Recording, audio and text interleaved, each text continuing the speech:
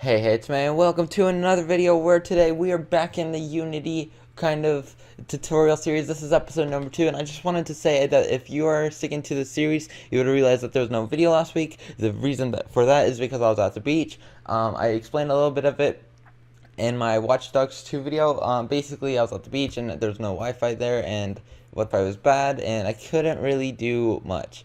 So, yeah, so in the last episode, we just went over the basics, and I did explain why I might make this, explain why that is blue, and I'm going to go through that right now. So this is basically called the Playmode tint.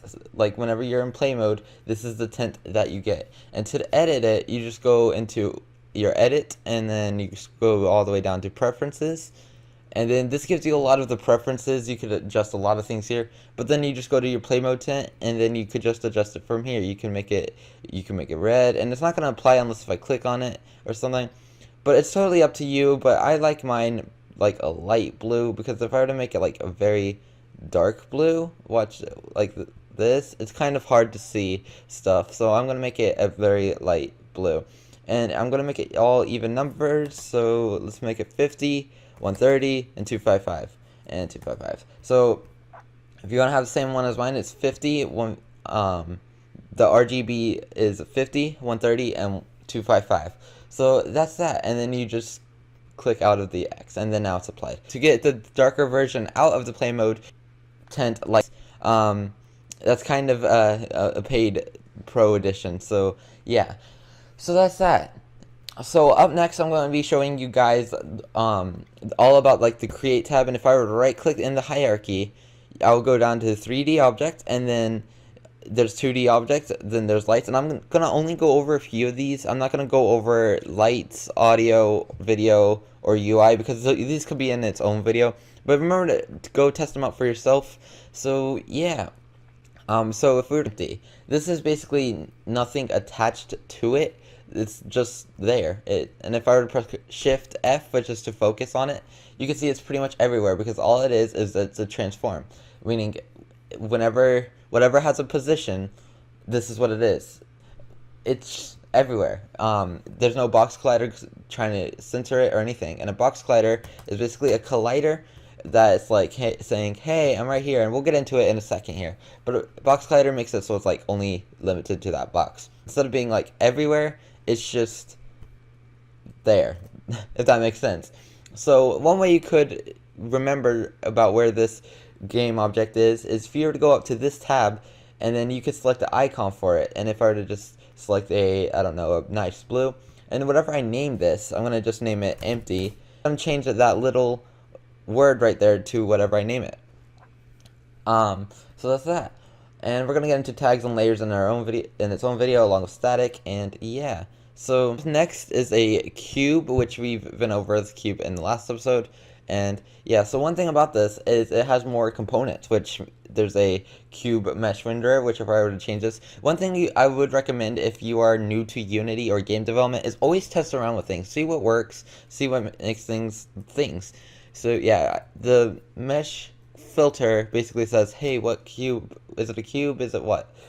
And yeah, so if I were to add a rigid body to this, which basically adds gravity, then play it, and then if I were to pause it real quick because I need to do something, if I were to make it go up a little bit and then go back into game and then pause, you see how it stops right there? That's because there's a collider on the empty, and it's not gonna, if I were to move the empty down, so would the cube, and it would combine. So yeah. So that's that. That's what makes the colliders a collider. It's going like, hey, I'm actually here. So that's that.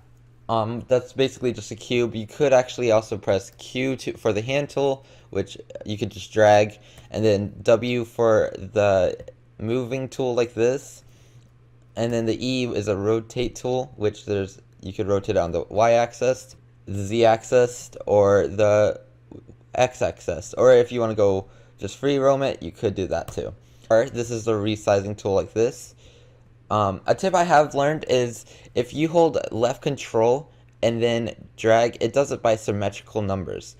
You see how it's doing it like 0.1? If I were to let go of control, it's not doing it. But then if I hold control, it would do 0.1. Now, if I were to kind of make it like a very odd number and then hold control, it's not going to go by symmetrical numbers. It's just going by a certain increment. So that's why whenever I'm always doing this kind of stuff, I always round up the number and then I start resizing it. But that's just up to you guys. And yeah, or I can press T, which is this kind of resize, which is like this. And I personally prefer this option because it's like you could get it kind of in symmetrical. And instead, if I were to hold control for this, it would kind of do it like that. If that makes sense. I know I'm saying like this, like that a lot, but yeah, it's just I can't explain things really well, so I'm sorry for that. But yeah, I'm gonna just reset this by going reset, and yeah. So up next is the spear or sphere, and this is basically just a normal spear, and there's nothing much to it, but it's just, you know, a spear. I say spear, but it's really a sphere. So there you go. It's basically like a round circle. And yeah, if you really want to do modeling in Unity, I really recommend getting something professional such as Blender. And I'll leave a link in the description below to the website Blender, but I will not be doing a tutorial on it anytime soon. So yeah, I really recommend just go checking it out, and there's a lot of tutorials on it. Up next is the capsule. Alright, up next is a plane, and a plane is basically kind of like a little bit of a ground kind of thing. Like, it's basically a plane. It's like a ground kind of thing. I don't know what's more to it. Instead of using a cube, I guess, when you could scale it down, you could just use a plane. But I haven't really used planes that much, so I can't really speak for it. But let me know in the comments what you think that we could use it for, and I really would. I'm open to suggestions, and yeah. So up next is the quad, and the quad is basically like a 2D kind of thing. It's basically, you can't see it from this side, but on this side you can. So, and if you're wondering why there's like that little line that's following my mouse, it's because I have a touch screen, and yeah. So yeah, I don't really recommend using quads unless if you know what you're doing. This is something I would just use like a plane for, I guess. But yeah. And I'm just for the purpose of this tutorial, I'm going to be scaling it so it's like a little bit of a background wall. Up next is the okay, so there's something called a ragdoll, and I'm not really going to get much into it. What I'm going to do is just go over it, but I'm not going to be using it. Basically, a ragdoll is whenever you attach game objects to the selected parts, and then it'll make a ragdoll for you. Basically, if you like have a lot of components you want to use with the ragdoll, if you were in Unity or in Blender and you already made a ragdoll but you can't get it to work for some reason, I recommend using this. But I'm not going to go into it because I never tested it, and I'm not going to because I use Blender and I know how to make kind of a ragdoll. I'll leave a link in the description for more about ragdolls, and yeah, you guys could look at it. Okay, so up next is the terrain. Now, the terrain is going to create another prefab down here, and basically if I were to shift F, which focuses on it, it's a huge plane, and there's a lot of things you can go into it with, but if I were to just drag along here, you could basically make your own kind of terrain, and yeah, like, you could just make your own. And there's a lot of things you can do with it. There's a lot of options. You can make it like a star, and that's basically a terrain. I'm not going to keep it in my scene because I don't really use terrains, not yet. I'm really quite new to Unity, that's why I'm not doing anything like hardcore scripting yet, because I want to take it one step at a time. And how I'm doing the series is, the more I research, whenever I fully know something, that's whenever I'll do a video on it. And I know what terrains do, but I don't really use them, so I don't know how I would input. I don't know how I'm going to be explaining it to you guys other than how I just did. Now up next is a tree. The tree is going to create a tree data down here, tree texture, sorry, and it's going to create a prefab. Now the tree, it's a little bit simple compared to what most programs do. Now I'm going to go through this quickly, but I'm also going to be giving you guys a little bit of information about the tree. So if you were to click this basically adds a leaf. Now you see that little circle there? That's basically that's the leaf. I'll try to zoom in on it, but it's right there. You see it right there? But yeah, you could try to it as much as you can, but I can't really work with these kinds of trees. So yeah. Yeah. And then what you could do is add a branch, which if you just get these circles and then, well, these circles, these squares, and then drag them out, that basically adds the tree branch. So you can make your own tree like that. Instead of going and making your own by hand, you could just do like that. Which, this is the one thing by Unity that I really find that I should be using a lot more, but I kind of don't because reasons, reasons. And yeah, so if I were to click the leaf again, but with these selected, this is basically saying, hey, it can't go past that because, like, it's like a parent. It's like saying, this is my parent, I cannot go past it. And yeah, so that's how you make a tree. Up next is the wind zone, and the wind zone goes along with the tree, and you see that arrow right there. If I were to go up here, see that arrow right there? That's basically saying, hey, that's where the wind is going. So then if I were to play, see how, okay, so since the leaves are right there, the wind zone is also going like, hey, you're gonna be blowing. So the leaves are like, okay, and then that's what makes it blow. So because the wind zone is there, the leaves are blowing. Alright, so up next is text. This is 3D text, and it's really complicated, but also easy. Like, I understand it, but I don't know how to explain it. So, yeah, okay. So this basically means, what do you want the text to be? So I'm just going to put it, hey, I'm text. Alright, and then I'm going to put, what is your name? And this is not going to follow along with the player. It's just here. It's in the world space, which means if the player goes over here, which the text is right here, it's not going to follow along. The text is going to stay right here. Offset Z is basically how far on the Z axis you want it. Basically another way besides doing that. But you can also have it, the difference between having it with doing this and by doing this is with the offset Z, the arrow doesn't follow along with it. So now I could go like that. Whenever I do it normally, the arrow goes along with it. So the character size is basically how big you want the character size to be. Self-explanatory. Now the line spacing is, instead of doing like, okay, so I want this like, okay, so I want it 2 lines down. 1, 2. Alright, what is your name? My name is Jeff. Easy. Instead of doing it like that, another way you could do it is just set it to 1, the line spacing to 1.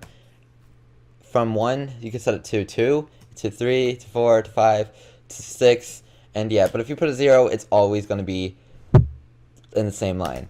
So, yeah. The anchor is basically where you want it. Do you want it in the upper left, upper center, upper right? This is going to become more useful whenever we get into GUI, but you can just mess around with it as you wish. I'm gonna leave it as upper left. Alignment is basically, how do you want it? Do you want it to center? Do you want it right? If you've ever messed with like Microsoft Word or something, you probably know what that is. And yeah, the tab size. So if I were to just do, hold up, so go to here, and if I were to press tab, this is tab. See how it's kind of not even with whenever I said, hey, I'm text. Yeah, the tab size basically chooses that, and you could also move it along here, but yeah, it's just basically saying how far do you want it to be per tab. And font size, I never really got the difference between character size and font size besides in scripting, which we'll get into. But you can mess around with it if you want. I guess it just, messes with the font. And yeah. So this is the font style. You could choose it between normal, bold, italic, or maybe if you want bold and italic. And I'm going to set it to normal. Rich text. This is something that if you're used to HTML, which is scripting with its hypertext marketing language, which is website coding, this is basically what you could do. So if I were to do a tag, which is B, that means bold. And if you don't know HTML, that's fine. And then if I were to go to the end of it, then in that's what it does. It just basically says, hey, I'm using HTML, so could you please just use it like that? Could you please enable tags? But if I were to disable rich text, you see that it's not bold, and it's just like that. But yeah, you could have certain things bold, and that's that. So the font, if you have multiple fonts, you could just enable those fonts, but I'm going to leave it as Arial. And then the color is basically just the color. It's really simple. Yeah, I'm going to make it a nice, I think I've been using way too much blue, so I'm going to go for a nice yellow color. There we go. So that is text in a nutshell. Alright, so 2D object, this sprite, basically what a sprite is you could just set this to, I don't know, UI sprite, and then there we go. But if you were to change it, yeah, that's basically how I've gone from sprite. I don't really make 2D games, so I'm not going to go into 2D things, but yeah, that's that. Okay, so light, audio, video, I'm just gonna leave out UI as well. So particle system. So I really, I'm not good at particles. I'm gonna be honest here, but I got good news for you guys. I'm not sponsored or anything, but there is a channel I watch, and it's Mirza or Mirza, and I'm gonna leave a link in the description to his channel, and he makes awesome particles. But I'm not gonna go into particles. I just recommend go checking out his channel. But yeah, if you guys make awesome particles, remember to let me know. I love watching particles. I really do. But I'm just going to go over a brief summary of what I know. The emission is basically how much do you want at once. So if I were to enable this, it does multiple at once. The shape, how far do you want it to go? You can make it like a spear, and then that'll go everywhere. And you can actually make it so it's like that. This is basically saying where they're going to summon at. Alright, and then I'm not going to go over these except for the noise. If I enable the noise, that's basically saying the movement on it. So if I increase the strength, there we go. I'm not one for noise though. And then the trails, you could add trails to it, which if I were to make the trails go, the show of it is basically saying with 0 being none and 1 being all of them, basically on a scale of 0 to 10, and 10 being 1, 0 being 0, how much of them should include a trail? So yeah, and then you can disable the width. Then if we were to go to the render, you could actually just make it so it's a custom trail, and yeah, you could basically have this all however you want to. Then you could have a color, and wait, that's not what it is. It's color. Okay, so it's a really complicated process, but what I would do is just have this set to the default particle, so it has its own kind of color, because I just set it to red. And you could actually have different colors. I'm not going to go into that. The gradient is basically gradient, and yeah, okay. So up next is the camera, which if I were to go to the camera now, if I were to go over here and then disable, okay, so if we were to go into play mode, this is the active camera right now, okay? But if I were to delete this camera, it would go back to that normal camera. Then go back to this. And yeah, one way you could do it is set, if you're having like a first person and third person, you could just have a switch between these on a key press, which we're going to get into, and I'm going to be making kind of a little bit of a tutorial for that. But yeah, that's all for the create tab, except for say your hierarchy gets full, which it happens. You see this empty right here that we created earlier? You could just basically select all these, put it into the empty. You can name these basic stuff. And now whenever I move the, I'm in the game view. Whenever I move the basic stuff game empty, it moves everything else. Now there's one thing I do have to go over. So this is the parent. Okay, so I'm just gonna name this parent. Then, So then if I were to create another empty, this is called the child. So that's basically the parent and the child. Okay, so that's all I've had for this episode. Remember, let me know in the comments what you think of it, or if you have any questions. But yeah, hope you guys enjoy this video, and I'll see you all later. Have a great day, guys.